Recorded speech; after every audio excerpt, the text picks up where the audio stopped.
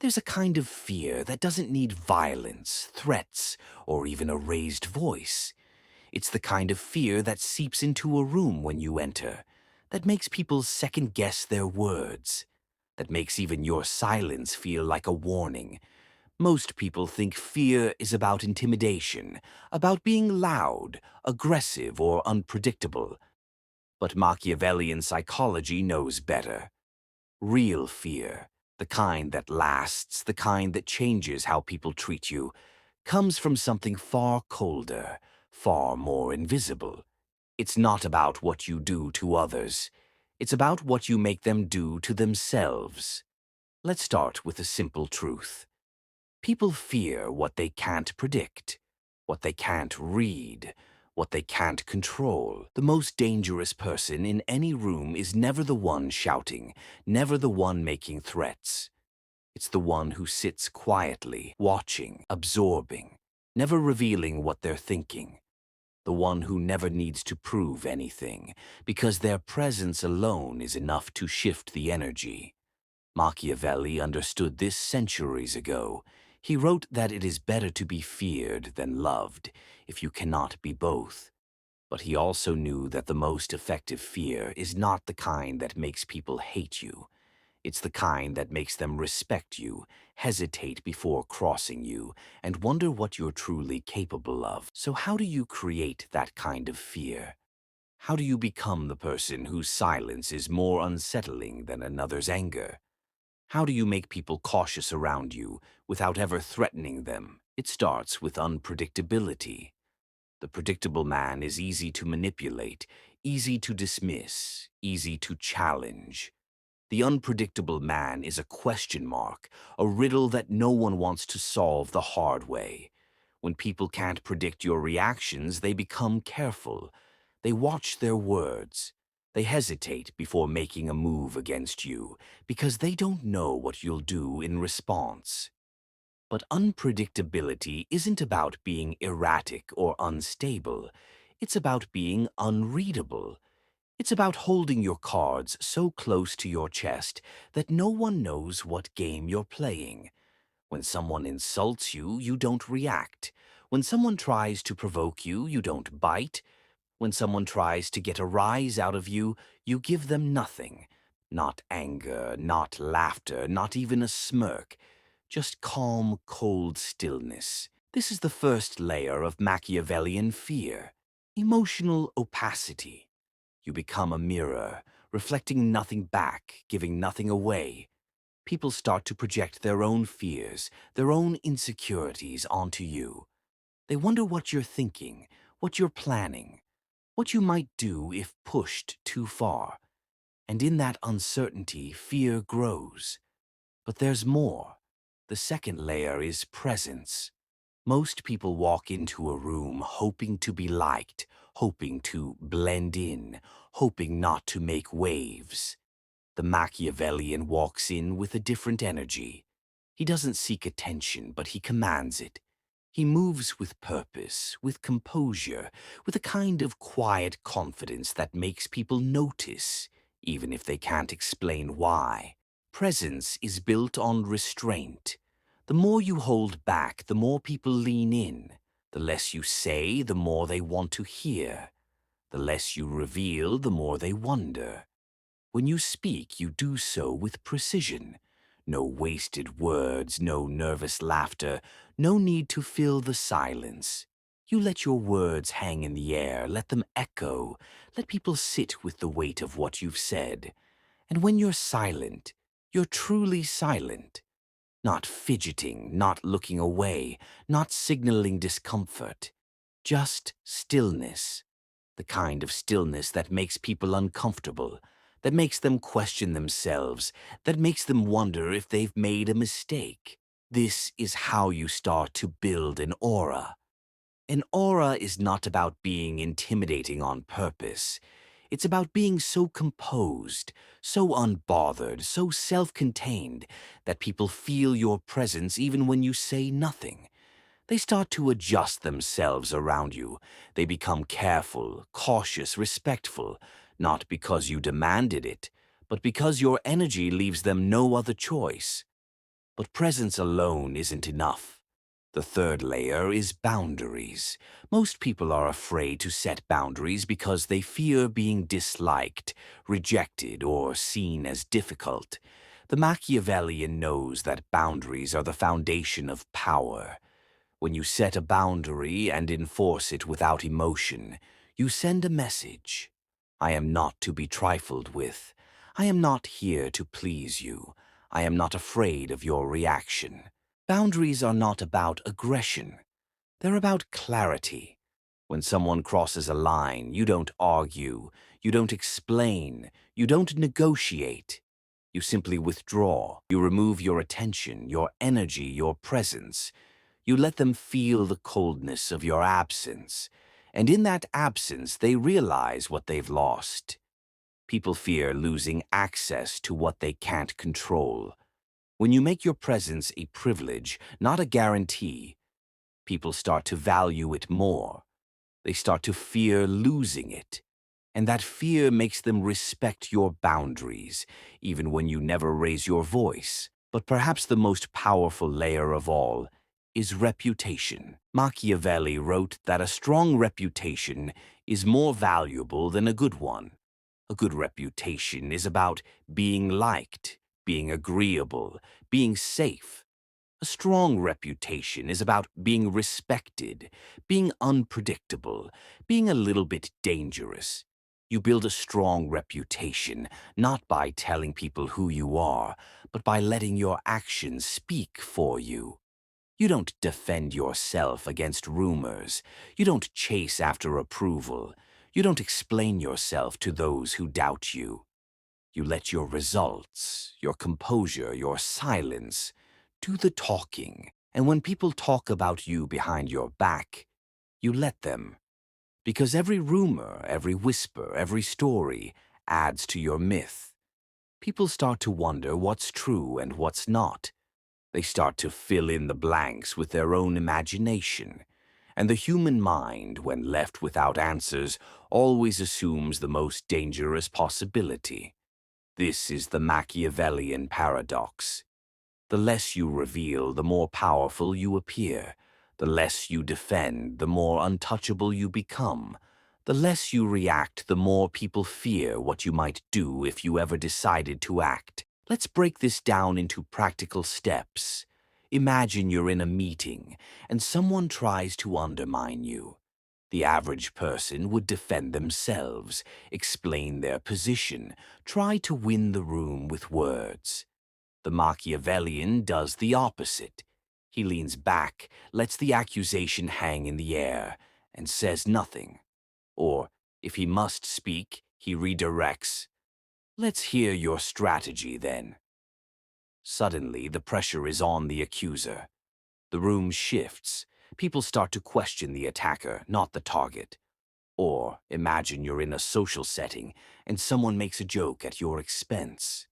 Most people would laugh it off, or try to explain themselves, or fire back with another joke. The Machiavellian pauses, holds eye contact, and lets the silence do the work. Maybe he says, "Interesting take." Maybe he says nothing at all. The room feels the tension.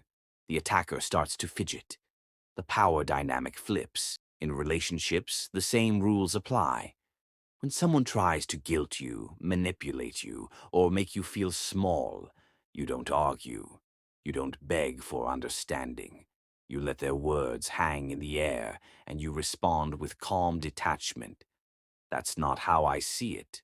No explanation, no justification, no emotional reaction, just stillness. Over time, people learn that you are not someone to be provoked, not someone to be manipulated, not someone to be underestimated. They start to fear the unknown, the possibility that you are capable of far more than you let on. But there's a deeper level still. The Machiavellian doesn't just create fear through absence, silence, and boundaries. He creates fear through ambiguity. He never lets people know exactly where they stand with him. He is warm one moment, cold the next. He is generous, but never predictable. He gives just enough to keep people invested, but never enough to make them feel secure. This ambiguity keeps people on edge. They never know if they're in your good graces or on thin ice. They never know if you're about to reward them or withdraw completely. And in that uncertainty, they become careful, cautious, even anxious. They start to police their own behavior just to avoid losing your approval. This is the ultimate Machiavellian move, making people fear not what you might do to them, but what they might do to themselves if they lose your favor. But ambiguity is not about playing games for the sake of it. It's about creating a psychological environment where people respect your boundaries, your presence, and your silence, because they never quite know what lies beneath. The Machiavellian understands that the most powerful kind of fear is self-generated. When people are left to fill in the blanks, their imagination does the work for you. They start to see you as more powerful, more capable, more dangerous than you may actually be. And that perception is what shapes their behavior. Let's go deeper. Think about the people you've met in your life who truly unsettled you, not because they threatened you, but because you couldn't read them. Maybe it was a boss who never raised his voice, but whose silence after a mistake was more punishing than any lecture. Maybe it was a friend who never argued, but simply withdrew when crossed, leaving you to wonder what you'd done wrong. Maybe it was a stranger whose calm, steady gaze made you question your own confidence. These people didn't need to threaten you.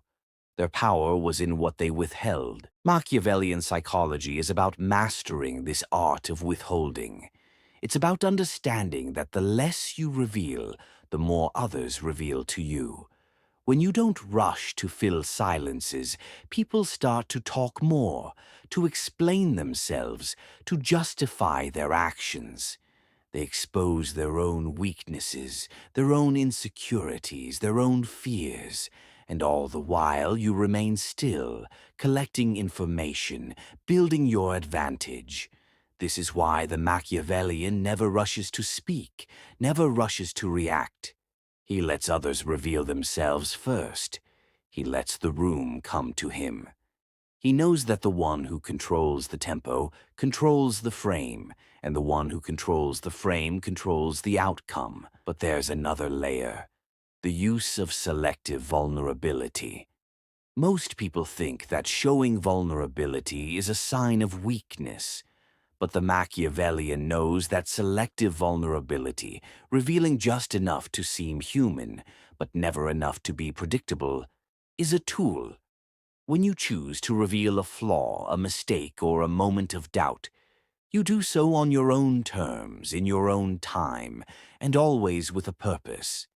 You let people see just enough to lower their guard, to make them underestimate you, to make them think they know you. But you never reveal the whole picture. This keeps people guessing. It makes them think they have insight into your mind, when in reality, they're only seeing what you want them to see. And in that gap between what they know and what they suspect, fear grows. Let's talk about the power of rumor. Machiavelli understood that rumors are more powerful than facts because they live in the shadows, feeding on uncertainty. When people whisper about you, when they speculate about your motives, your capabilities, your limits, you gain power. Not by confirming or denying, but by letting the rumors swirl. You become a myth, a legend, a force that people talk about even when you're not in the room. But this only works if you maintain your composure. The moment you chase down every rumor, the moment you try to correct every misunderstanding, you lose your mystique. You become just another person desperate to be understood. The Machiavellian never chases understanding. He lets misunderstanding work in his favor. Now, let's address the role of silence. Silence is not just the absence of words. It's a presence in itself.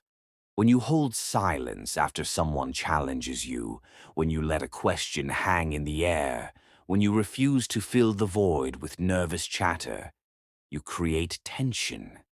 That tension is uncomfortable for most people.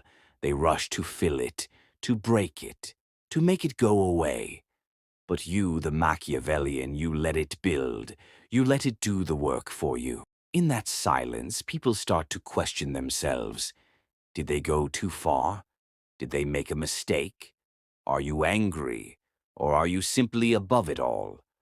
The uncertainty is what makes them cautious.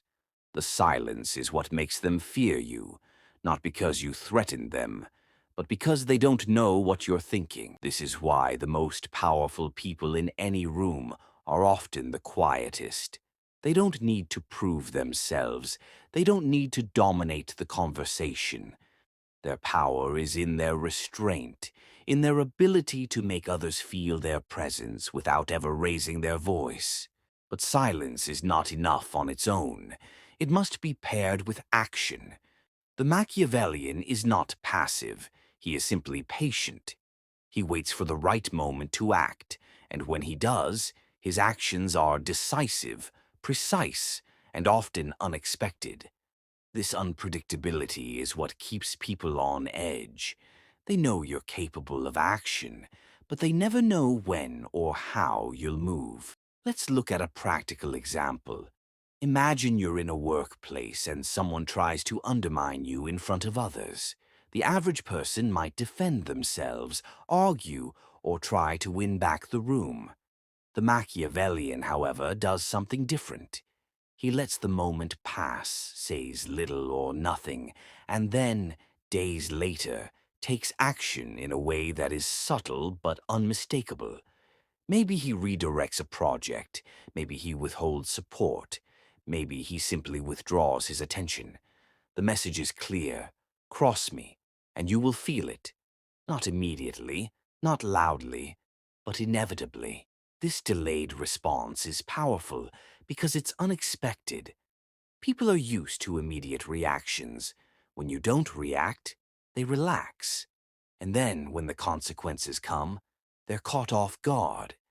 They learn to associate your silence with danger, your calm with power. But there's another dimension: the use of reputation as a shield.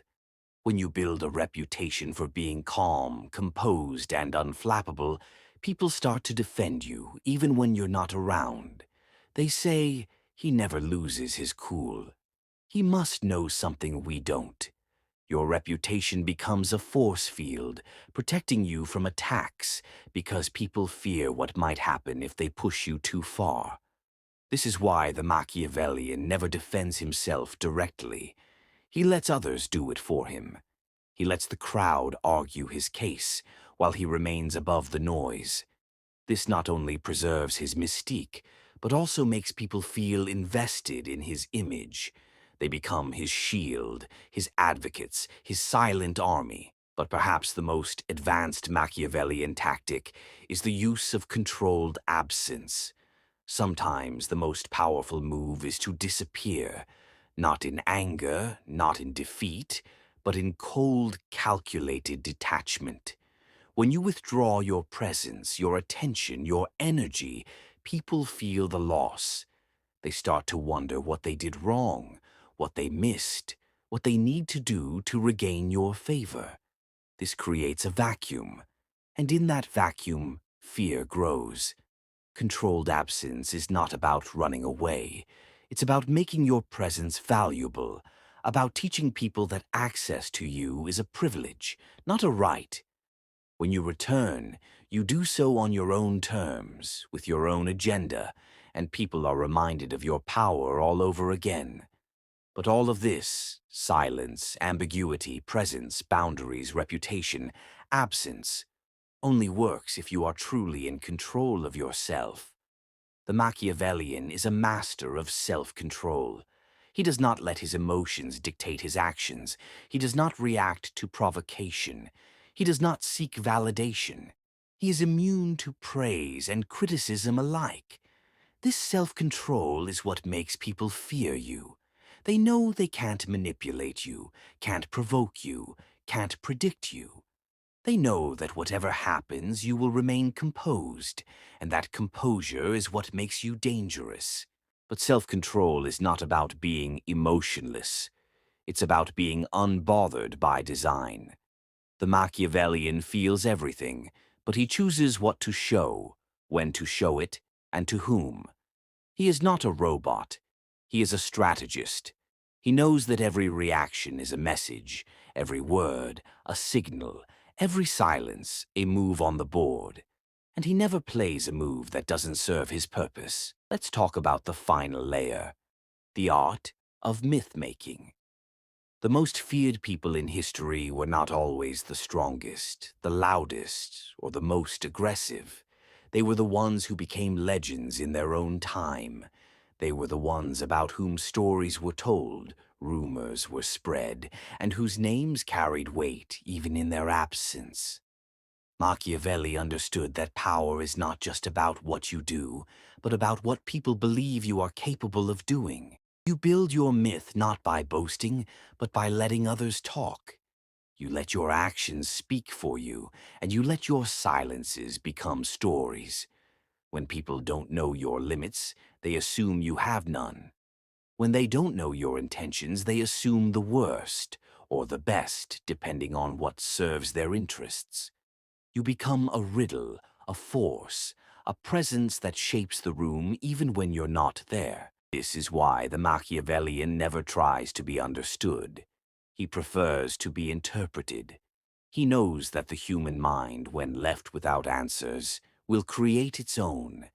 And those stories, those myths, are often more powerful than any truth you could offer. But myth alone is not enough. You must also master the art of timing. The most dangerous people are not those who act impulsively, but those who wait for the perfect moment. They know that a well-timed word, a well-timed silence, a well-timed exit can do more damage than any outburst. They know that leaving a conversation just as interest peaks, or delivering a single cutting phrase at the right moment, can echo in people's minds long after you've left the room. Timing is about patience. It's about restraint. It's about knowing that sometimes the best move is no move at all. You let others reveal themselves, make mistakes, overplay their hand. And when the moment is right, you act, decisively, surgically, without hesitation. Let's bring all of this together. The Machiavellian approach to making people fear you without ever threatening them is not about aggression, not about dominance, not about making enemies. It's about creating an environment where your presence is felt, your absence is noticed, and your silence is respected. It's about being so composed, so unpredictable, so self-contained that people adjust themselves around you, not the other way around. You do this by mastering your emotions, by setting boundaries without apology, by using silence as a weapon, by building a reputation for strength and unpredictability, by making your presence a privilege, and by letting others fill in the blanks with their own imagination. You become the person whose approval is sought, whose disapproval is feared, and whose intentions are always a mystery. But remember, with great power comes great responsibility. The Machiavellian does not use fear to destroy, but to protect. He does not seek to dominate for the sake of ego, but to maintain control over his own life, his own destiny. He knows that true power is not in making others suffer, but in making them respect the boundaries that keep him free. So the next time you walk into a room, remember, you don't need to threaten anyone to be feared. You just need to be the one they can't figure out, the one they can't provoke, the one whose silence is more powerful than any words. You need to be the one who holds the frame, controls the tempo, and lets others reveal themselves while you remain a mystery.